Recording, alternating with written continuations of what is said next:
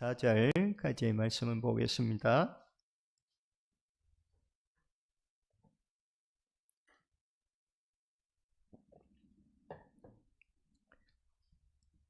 이사야서 22장 1절에서 14절, 제가 한 절, 여러분 한 절 교독하겠습니다.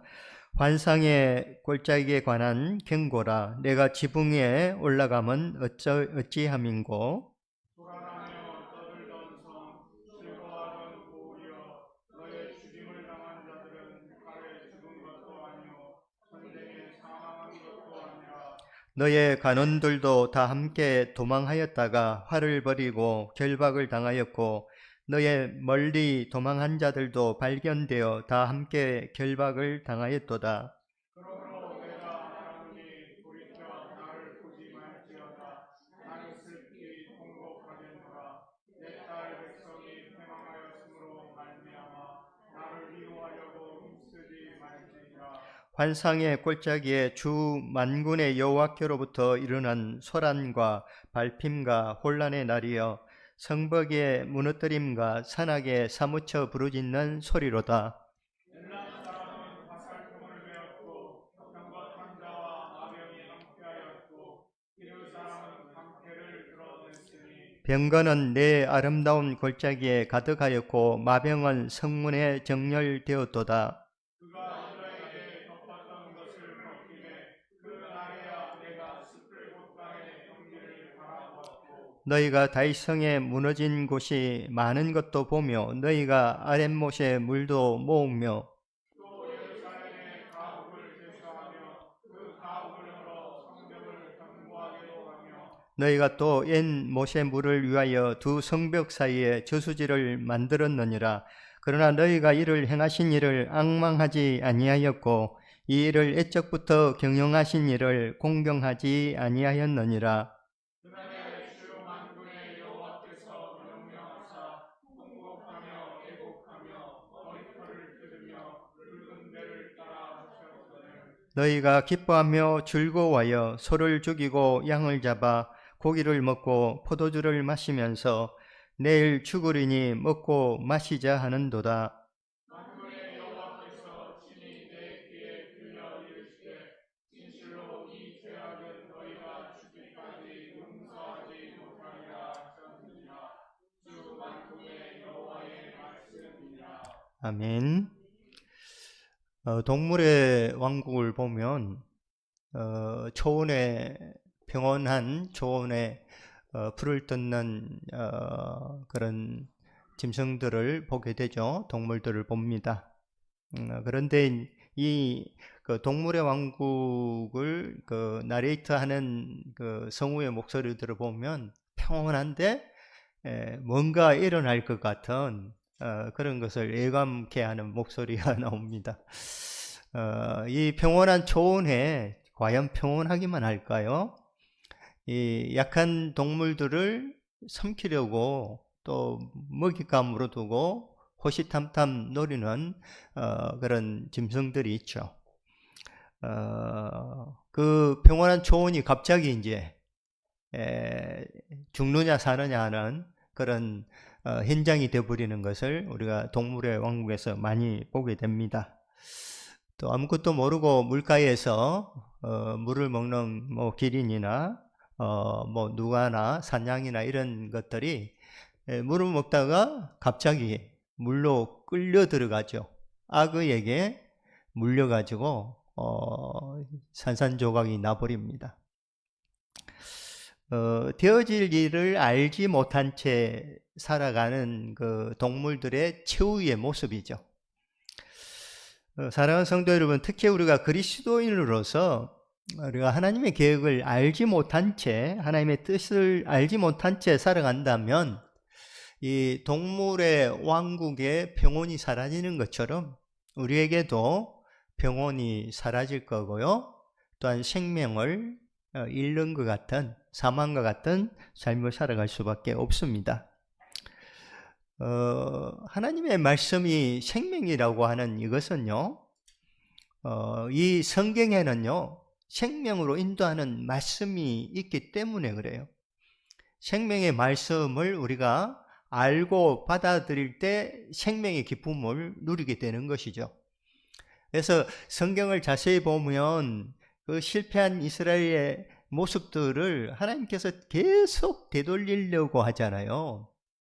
생명을 누리고 살게 하려고 하잖아요. 회복할 수 있도록 지속적으로 하나님이 그렇게 사랑을 베푸시지만 하나님께로 돌아오지 못하는 이스라엘의 모습을 봅니다. 그래서 우리는 하나님의 말씀을 통해서 하나님을 알아야 돼요. 아는 만큼 하나님을 섬길 수 있고 아는 만큼 하나님 주신 축복을 경험하고 누릴 수가 있기 때문에 그렇습니다. 우리가 말씀을 통해서 단순한 위로나 기쁨을 가지는 것이 아니라 믿음을 더욱 큰 믿음을 가질 수 있는 기회가 되고 또 구원의 기쁨을 누릴 수 있게 되고 또 우리가 구원을 은혜에 이르는 그 근심을 할 수 있으므로 천국을 경험하는 이런 것들이 우리에게 말씀으로 주어져 있다고 하는 사실입니다.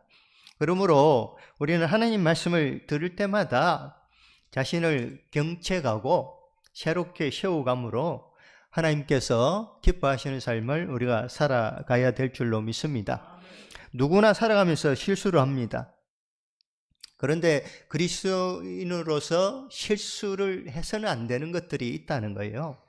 오늘 본문 말씀을 통해서 실수해서는 안 되는 것이 무엇인지를 우리가 깨달아 알기를 원합니다.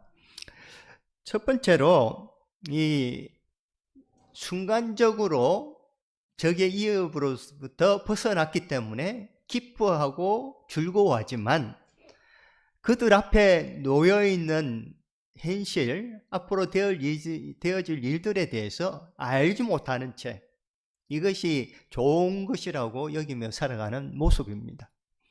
우리에게도 이런 모습이 있죠. 초원에 있는 그 약한 동물들처럼 우리는 이것이 평온하다라고 생각하고 그냥 그렇게 살아갈 때가 많다는 것이죠.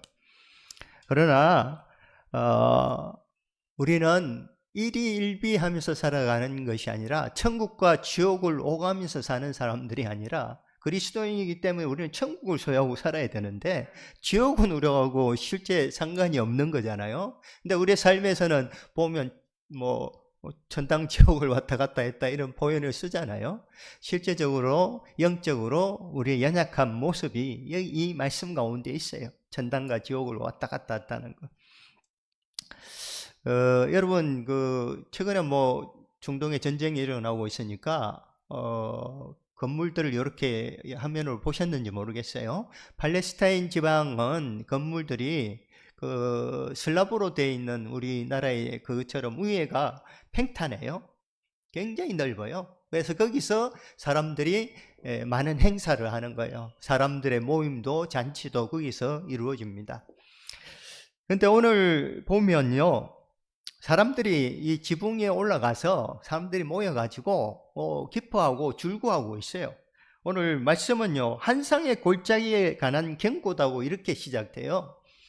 여러분, 환상을 통해서 하나님께서 알리실 일들을 우리에게 나타내 주셨습니다.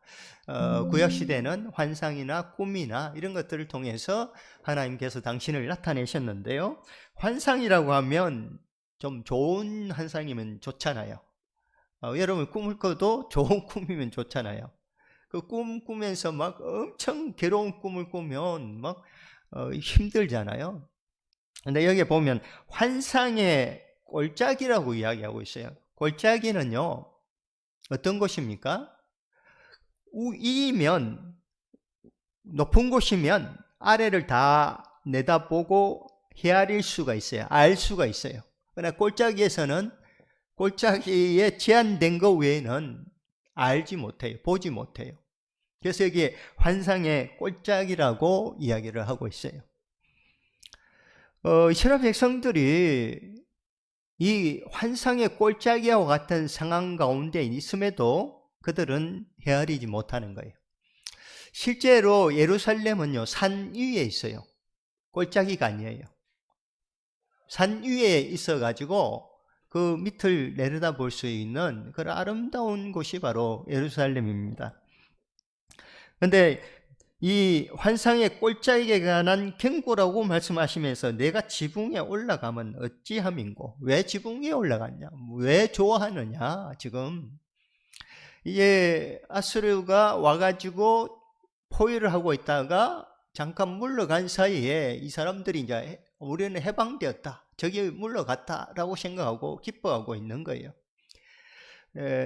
단기적인 해방에 대한 기쁨을 누리고 있어요. 근데 너네들 왜 기뻐하느냐 하는 게 하나님의 마음이에요. 왜 기뻐하느냐? 너희들 앞에 놓여있는 심판이 있는데, 너희들이 잘못해서 심판이 베풀어질 터인데 뭐가 좋다고 그렇게 기뻐하고 있느냐 하는 겁니다.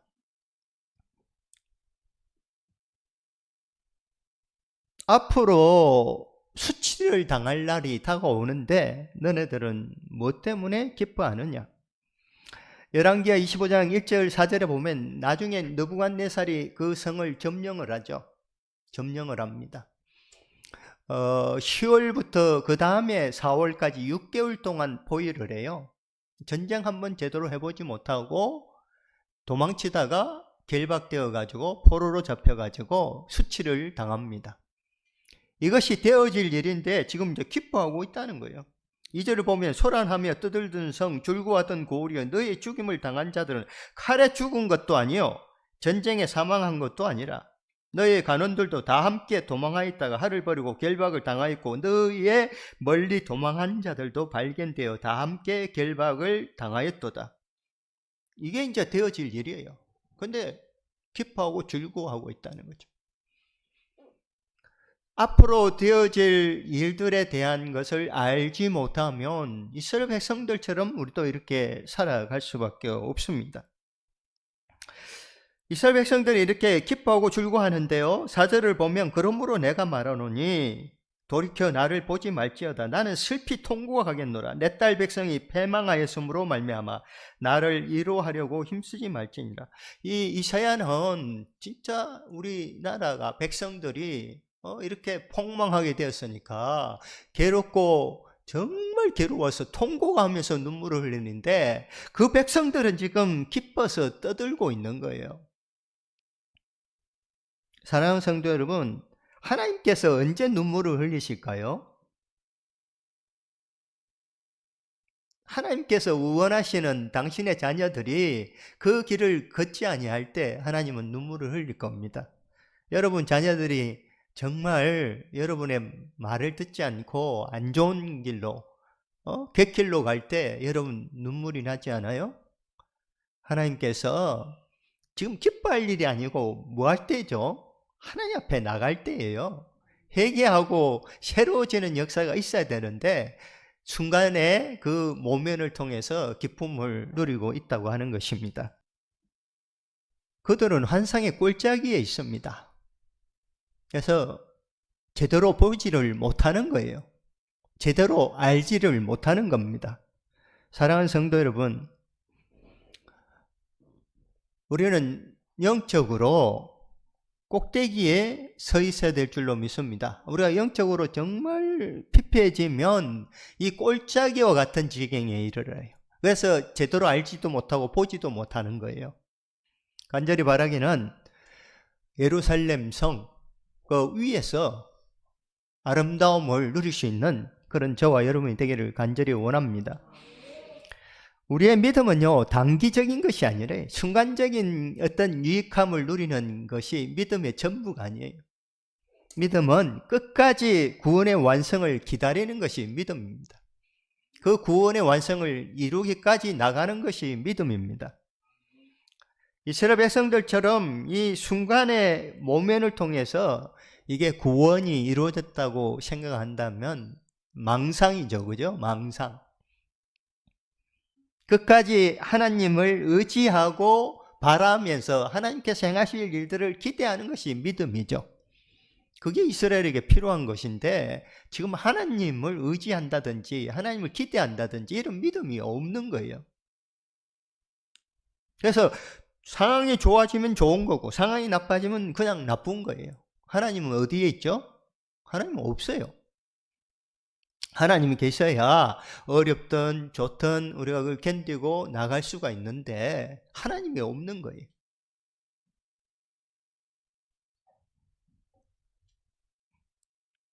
이스라엘이 멸망할 때 유다 백성들은 야, 이스라엘 저 사람들이 하나님 앞에서 죄를 많이 지었기 때문에 저렇게 해서 멸망당했다고 비웃었습니다.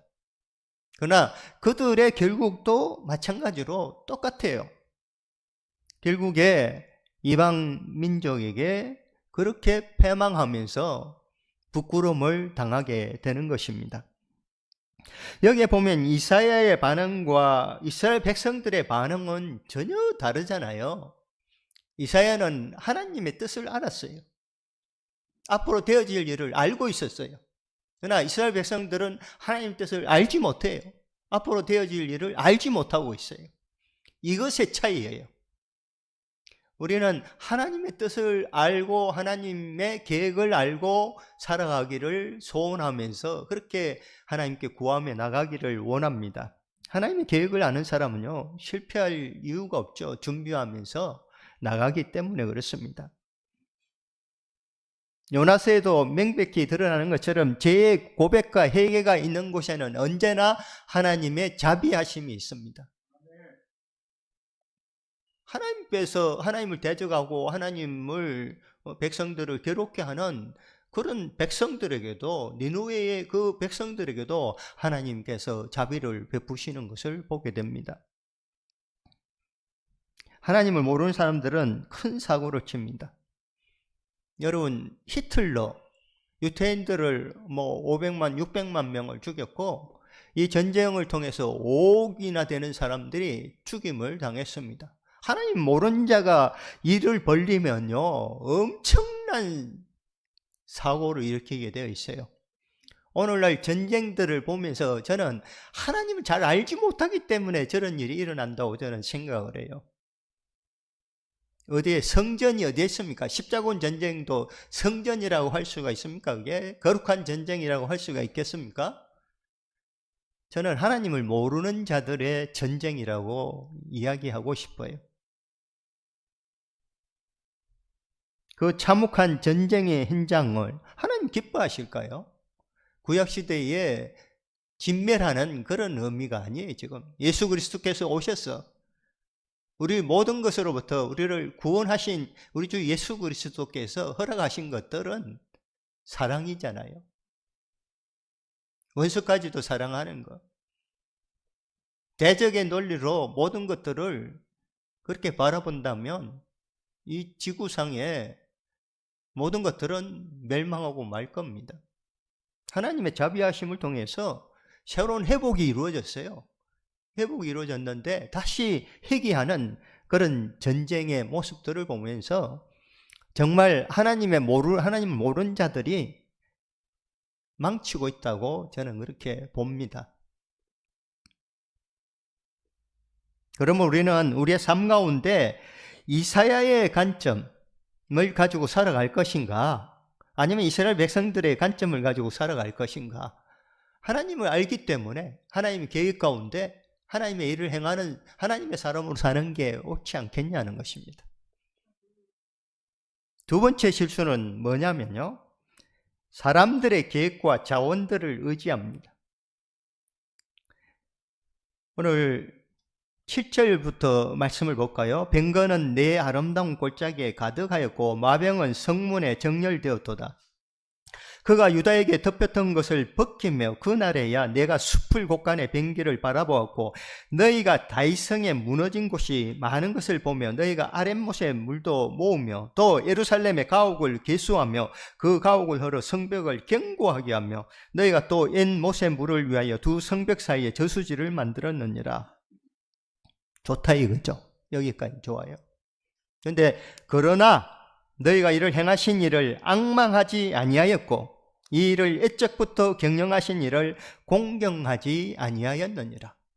너네들이 많은 계획을 세우고 또 뭔가를 했지만은 자기 스스로 뭔가를 했지만은 그것으로 되지 않는다는 거예요. 하나님께서 공급자이시다. 하나님이 지키시는 분이시다. 전쟁은 하나님께 속한 것이다 라고 한 사실이죠. 이것을 기억하지 못하고 있다는 것입니다. 내가 무엇인가를 해서 되어질 거라고 생각하는 거, 충분히 자신을 의지하고 자신을 믿고 사는 것이 일반적인 우리의 모습이에요. 저나 우리 모두가 진짜 이런 이것이 삶이라고 생각하고 살아가는 경우가 많다는 거예요. 내가 뭔가를 해서 내가 스스로를 의지하고 내가 뭔가를 하면 되어지는 것, 이것이 우리의 삶이라고 생각한다는 거죠. 그러나 중요한 것은요, 하나님께서 우리에게 약속을 주셨고 그 약속을 통해서 하나님은 일하고 계시잖아요.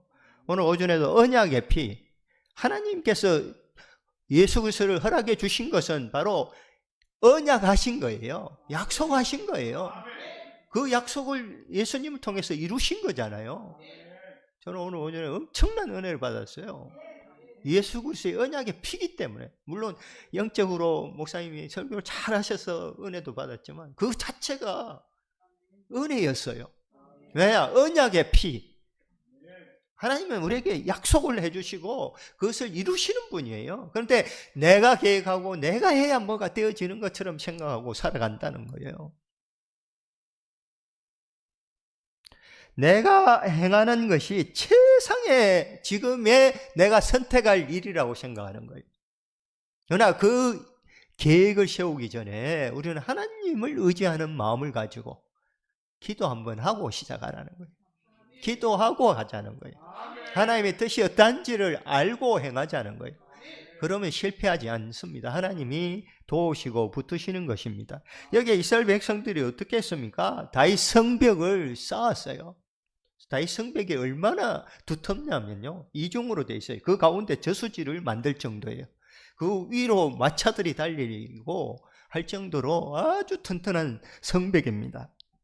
그리고 물을 끌어와 가지고 전쟁을 치러도 밖에 나가 물 가져오지 않아도 된다라고 생각하고 물을 성까지 끌어당겨 놓았습니다. 마차들이 잘 달릴 수 있도록 그 길가에 있는 허름한 집들을 다 헐어버리고 길도 아주 넓게 이렇게 만들어 놨습니다. 다 된 것 같아요. 이 정도면 우리가 전쟁 준비를 잘 했고 나름대로 지킬 수 있다고 생각하는 것입니다. 그러나 오늘 말씀에 보면 모든 것이 되게 하신 하나님을 앙망하지 아니하였다라고 말씀하고 있어요. 그리고 애짝부터 경영하신 일을 공경하지 아니하였다. 이스라엘 백성들에게 있어서 하나님 빼면 이스라엘 백성 뭐가 남습니까? 아무것도 아니에요. 그렇잖아요. 성경의 면모를 쫙 한번 보세요. 이스라엘에게 있어서 하나님이 없으면 아무것도 아니에요.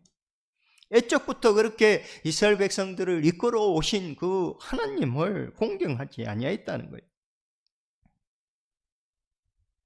우리가 살아가면서 이런 실수를 충분히 할 수가 있습니다. 내가 계획한 거 내 뜻대로 이것이 내 삶을 지키고 보장하는 것처럼 여길 수가 있습니다. 그러나 하나님의 뜻이 어디에 있는지, 나를 지금까지 이끌어 주신 하나님은 나를 통해서 뭘 기뻐하시기를 원하시는지를 먼저 알아야 된다는 거예요. 먼저 확인해야 한다는 것입니다. 이 이스라엘 백성들이요, 이렇게 하는 가운데 12절 말씀을 보면 그날에 주 만군의 여호와께서 명령하사 통곡하며 애곡하며 머리털을 뜯으며 굵은 배를 띠라 하셨거늘, 지금까지 이스라엘 백성들을 이끄신 하나님께서 이방 민족들의 이업 가운데 두셨는데 왜 두셨는가? 12절 말씀에 보면 이제 뭐 해야 된다고요? 회개해야 된다는 거죠. 지금까지 하나님 뜻대로 살지 못하고 하나님 배역했던 그것에 대해서 회개해야 할 때라는 거죠. 통곡해야 된다는 거죠. 애곡하고 머리털을 뜯으며 굵은 배를 띠라 하셨습니다. 그런데 13절에 보면 너희가 기뻐하며 즐거워하여 소를 죽이고 양을 잡아 고기를 먹고 포도주를 마시면서 내일 죽으리니 먹고 마시자 하는도다. 이게 이스라엘의 모습이에요. 사랑하는 성도 여러분, 이업 앞에서는 잔치를 벌릴 것이 아니라 이업 앞에서는 회개를 해야 됩니다. 우리의 삶의 모든 문제 가운데 참 괴롭고 힘들지만은 하나님이 왜 나를 이렇게 두셨을까? 그것에 대한 단순한 아쉬움보다는 우리가 회개하고 하나님의 자비하심을 구해야 될 줄로 믿습니다. 참 우리는 실패하기 쉬운 모습이에요. 이스라엘 백성들의 모습이 우리의 모습입니다. 하나님께서 이런 모습을 보시면서 14절에 보면 만군의 여호와께서 친히 내 귀에 들려 이르시되 진실로 이 죄악은 너희가 죽기까지 용서하지 못하리라. 지금 회개해야 되는데 회개하지 아니하니까 참 용서받을 수 없는 일을 하고 있다는 거예요.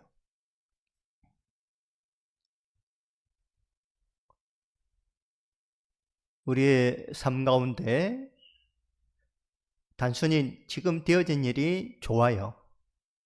그것이 내가 잘 사는 삶이라고 생각할 수가 있습니다. 그러나 하나님은 분명히 여러분에게 뜻을 두고 계시고 하나님의 계획이 여러분 가운데 있다는 거예요. 그럼 하나님이 나에게 두신 계획이 무엇인지를 깊이 고민하면서 그것을 확인해 가는 그런 과정이 우리에게 필요하다는 거예요. 하나님, 내가 지금 쫓아오니 이것이 아니라 하나님, 내 삶에 이런 위협들이 있고 고난이 있고 힘든 일들이 있는데 하나님, 하나님의 계획은 무엇입니까? 깨달아 알게 해주시옵소서. 하나님 뜻대로 살아갈 수 있도록 도와주시옵소서. 이런 결단이 필요하다는 거예요. 병원에 가면 진단을 합니다. 그러면 처방이나 수술이 이어지죠. 그래서 고침을 받는 거 아니겠어요? 하나님 말씀 앞에 설 때 우리 자신을 고쳐서 새로워지는 역사, 회복의 역사가 있기를 간절히 원합니다. 이 말씀은 우리가 좋은 말씀만 들으면 좋을 것 같은데 하나님 말씀은 자세히 한번 보세요.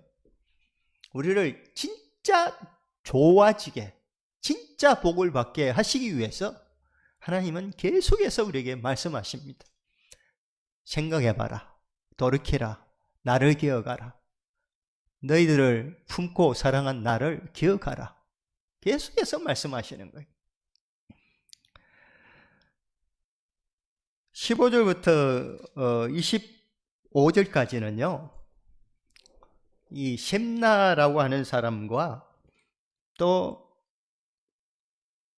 엘리야김 두 사람을 들어서 이 사람들의 태도의 모습을 통해서 우리에게 다시 또 조명을 해줘요. 셈나는 궁중의 최고의 관리입니다. 그런데 이 사람은 하나님과 관계가 없는 사람이에요. 자기를 위해서 반석에 처소를 마련한 사람입니다. 든든하게 이만하면 충분하다. 이만하면 내가 먹고 살만하다. 그래, 나에게 준 참 이런 복이다 라고 그렇게 여기고 사는 거예요.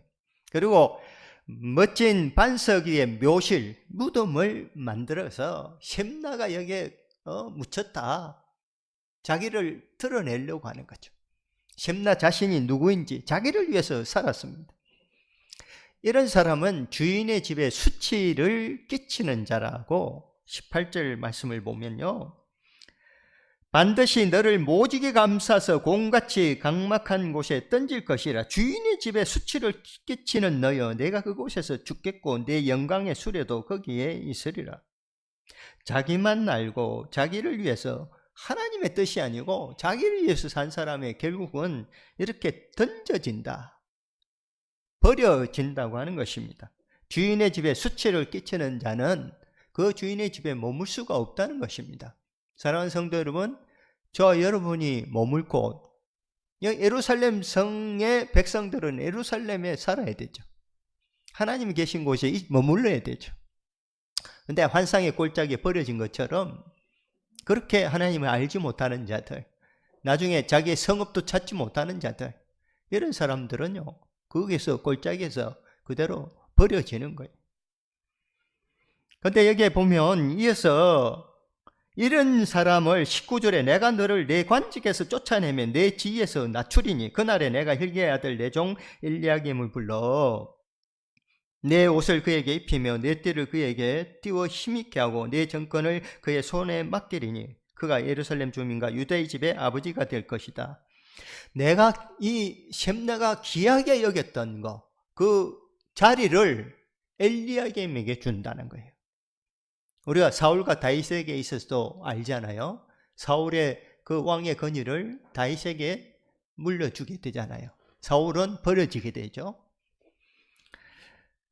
사랑하는 성도 여러분, 우리 자신을 위해서 내 계획을 따라서 이것이 나의 전부의 삶이라고 여긴다면 셈나와 같은 삶이 아닐 수가 없습니다. 그러나 엘리야김은 어떻습니까? 하나님과의 관계가 있는 사람입니다. 자기 자신을 위해서 하는 게 아니고 자기 백성에 대한 책임을 가지고 그들의 아비처럼 행하였습니다. 21절을 보면요, 내 옷을 그에게 입히며 내 띠를 그에게 띄워 힘있게 하고 내 정권을 그의 손에 맡기리니 그가 예루살렘 주민과 유다의 집의 아버지가 될 것이다. 아버지는 자녀를 이렇게 보살피잖아요. 셈나와 전혀 달라요. 그런데 엘리야김으로 충분하겠습니까? 중요한 것은요, 엘리야김으로도 안 돼요. 단단한, 우리가 벽에 이사를 가거나 하면 못을 박으면 그래도 뭘 걸면 잘 떨어지지 않잖아요. 근데 접착제에 있는 그런 것 갖고 붙여가지고 옷을 걸면 어느 때는 그게 떨어져 버리잖아요. 견고하게 계속 그렇게 뭔가를 걸 수 있는 게 아니라 언젠가 떨어지고 무너진다는 거죠. 누가 필요하겠어요? 이스라엘에서 하나님이 없다면 이스라엘은 아무것도 아니다. 아무것도 아니다는 거죠. 지금 사람이 대체해서 뭔가를 또 하나님 섬기는 자들이 이것을 감당하면서 한다 하더라도 이게 완전한 것인가? 그렇지 않다는 거예요. 하나님이 계셔야 되는 거죠. 예수님이 필요한 거죠. 부러진 못에 뭘 걸 수가 있겠어요? 엘리야김도 그 무게를 감당하지 못하고 무너질 것이라는 거예요.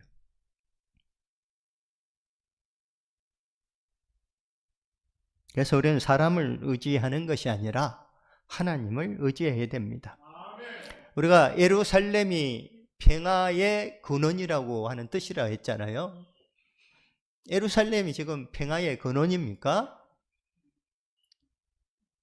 적의 위협을 받고 있는 그 예루살렘이 평화의 근원입니까? 하나님을 알지 못하는 자들이 자기들이 스스로 이 예루살렘을 지킬 수 있다고 하는 그 예루살렘이 지금 평안의 집입니까? 아니라는 거예요. 평화의 근원은 하나님 그곳이 계셔야 평안의 근원이 되는 거예요. 하나님이 계시는 집이어야 한다는 거죠. 우리 안에 하나님이 계셔야만이, 하나님이 우리 안에 계셔야만이 평안이 있다는 거죠. 사람은 주님을 의지하지 않고서는 어떤 일을 이룰 수도 없습니다. 사랑하는 성도 여러분, 성경에 나오는 이스라엘 모습을 볼 때 하나님이 없으면, 예수님이 없으면 자기들이 찬 그 굴레에서 벗어나지 못한다는 거예요. 하나님이 도우시지 아니하면 이스라엘은요, 그 굴레에서 벗어나지 못합니다. 바벨론 포로로 잡혀갔을 때 하나님께서 돌아오게 하시는 것도 하나님이 하시잖아요. 하나님이 아니면 이스라엘 백성들은 아무것도 아니에요. 사랑하는 성도 여러분, 우리 주 예수 그리스도가 우리와 상관없는 것처럼 우리가 살아간다면 우리는 아무것도 아니에요. 예수님 때문에 사는 거고요. 예수님 때문에 우리가 장래 은혜를 사모하면서 나갈 수가 있습니다. 하나님 나라를 바라보며 나갈 수가 있습니다. 사랑하는 성도 여러분, 우리가 미래를 위해서 뭔가를 준비하고 나를 위해서 뭔가를 준비하고 이건 너무나 살아가면서 꼭 필요한 것입니다. 그럼에도 불구하고 우리가 하나님 말씀으로 우리의 마음을 돌릴 수 있기를 원합니다. 내가 하는 이런 모든 것들이 과연 하나님의 계획과 뜻 가운데서 합치된 그런 삶의 계획이냐는 것이죠. 하나님께서 우리 가운데 두신 그 축복을 누리기 위해서 하나님 뜻에 부합한 그런 계획들, 또 그런 삶이 되기를 원합니다. 잠언에 보면 사람이 마음으로 자기의 길을 계획할지라도 그 걸음을 인도하시는 분은 여호와 하나님이시라고. 싸움도 마찬가지죠. 싸울 날을 위하여 마병을 예비하거니와 이김은 누구에게 있다고요? 여호와께 있다는 거죠. 우리는 영적 전쟁을 치릅니다. 우리는 누군가의 인도함을 받아야 됩니다. 예수 그리스도의 인도하심을 받아야 됩니다. 근데 우리는 너무나 쉬운 방식으로 살아가기를 원합니다. 가만히 생각해 보면 정말 이 삶이 확 지나가는데 이리 살아도 되는가? 하나님의 계획과 뜻이 이러할진데 조금만 말씀에 비춰보면 이런 것이라고 생각할 수 있는데 내 생각대로 살고 있지는 않는가? 여러분, 이사야나 예레미야나 뭘 말씀하고 있어요? 하나님의 계획을 이야기를 하고 있잖아요. 하나님의 뜻이 뭔지를 이야기하고 있잖아요. 눈물을 흘리면서. 예레미야 애가서를 한번 보시길 바래요. 통곡을 하면서. 얼마나 슬피 울면서. 예레미야는 그 하나님의 뜻을 알리기 위해서 눈물로 나가서 전하는 것을 보게 됩니다. 그래도 이스라엘 백성들은 듣지 않았습니다. 오늘날 우리 환경도 마찬가지예요. 우리를 둘러싸고 있는 것들이 하나님 말씀이 선포되어져도 그 말씀을 깨달아 알기보다는 우리를 둘러싼 환경에 함몰되어져 가지고 그것이 마치 전부인 것처럼 이스라엘 백성들이 하나님을 알지도 못하고 하나님의 계획을 알지도 못했던 것처럼 우리의 눈과 귀를 막고 있는 환경들이 우리 가운데 있다는 거예요. 그 환경을 바라보면서 하나님의 계획이 어떠한 것인지를 영의 눈으로 볼 때 우리는 그 환경 가운데 든든히 세워지고 이기고 승리하는 삶을 살아갈 수가 있습니다. 한번 우리 한국 교회도 한번 보시기 바라요. 교회를 크게 지으면 사람들이 몰려오고 할애하고 사람들이 원하는 그런 말씀을 전하면 많은 사람들이 몰려들고 결국 어떻게 됐어요? 어떻게 되어가고 있습니까? 온전한 하나님의 말씀이 선포되는 그런 교회들만 앞으로 살아남을 겁니다. 교회가요, 세상을 이기지 못하는 모습을 가지고 있어요. 여러분, 부흥을 우리가 기대하지만요, 이 세상을 이기지 못하면 점점 교회는 쪼그라들 겁니다. 이 자리에 앉아 계신 저와 여러분이 정말 하나님의 뜻을 알고 계획을 따라 살아가면서 부흥을 노래하고 교회가 세상을 이기고 하나님 나라가 홍황하게 일어날 것을 기대하는 사람으로 우리가 살아가기를 원합니다. 교회가 무능력해지고 무감각해지고 교회가 할애지니까 뭔가 되어지는 것 같지만요, 유럽의 교회들의 모습이나 미국의 교회의 모습들을 보세요. 가장 아름다운 교회, 가장 큰 교회 지었는데 그 교회가 버팁니까? 수정교회라고 수정으로 교회를 만드는 얼마나 아름다운지 몰라요. 그 교회요, 얼마 견디지 못하고 다 무너져 버렸어요. 작은 교회, 큰 교회 문제가 아니고 이 교회가 정말 하나님의 계획과 뜻을 쫓아서 살아가기를 원하는 성도들의 모임이라면 성복제일교회는 세계 가운데 제일 큰 교회일 수가 있어요. 그게 더 사모해야 될 거 아니겠어요? 우리 여기가 큰 교회당을 지어가지고 많은 사람들이 모여드니까 이 교회가 좋은 교회라 이렇게 하는 것이 더 좋은 게 아니라 하나님의 뜻을 아는 사람들이 그냥 한 명 한 명 세워져 가지고 그 사람들이 하나님께 예배하고 하나님을 찬양하고 끝까지 주님 오실 그날까지, 구원의 완성이 이루어질 그날까지 그 믿음 가지고 나가는 그 교회가 가장 좋은 교회, 큰 교회인 거예요. 이스라엘 백성들 그들이 뭐 대단해서 하나님 선택했습니까? 별 볼 일 없는 가장 약하고 작은 민족이지만 하나님 손에 붙들렸을 때 하나님의 선민이라고 일컬음을 받게 된 거 아니에요? 저와 여러분이 예수 그리스도를 통해서 하나님의 자녀가 되었는데 하나님의 자녀의 권세는 누구에게 있어요? 하나님께 있어요.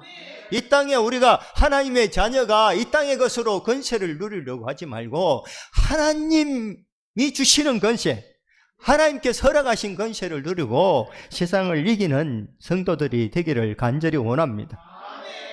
교회는 세상의 포로가 되어서는 안 되고 교회가 세상을 이기는 곳이 되어야 됩니다. 셈나나 사울이나 유다, 그들은요 자신에게 집착했던, 무속으로 살았던 실패한 사람들입니다. 그러나 하나님과의 관계 속에서 하나님의 뜻을 알고 하나님 기뻐하심을 나타내는 삶, 그것이 바로 저와 여러분의 삶이라고 하는 것입니다. 우리가 마지막 때에 하나님 그 보좌 앞에서 큰 기쁨으로, 완전한 기쁨으로 구원받은 자들의 그 놀라운 찬양의 사람들이 될 거예요. 그때를 생각하시면서 지금 순경이든 역경이든지 내 이치가 어떠하든지 주여 하나님의 그 자비하심이 내 가운데, 내 삶 가운데 이루어지기를 원합니다. 그렇다면 너무나 아름다운 삶이 아닐 수 없으리라 믿습니다. 기대합니다. 저와 여러분 삶 가운데 이런 역사가 이루어지기를 간절히 소망합니다. 정말 이 시대 가운데 믿음의 눈으로 이 시대를 보시고 하나님의 계획하심을 쫓아서 날마다 승리하는 복된 주의 자녀들 되기를 주님의 이름으로 축원합니다.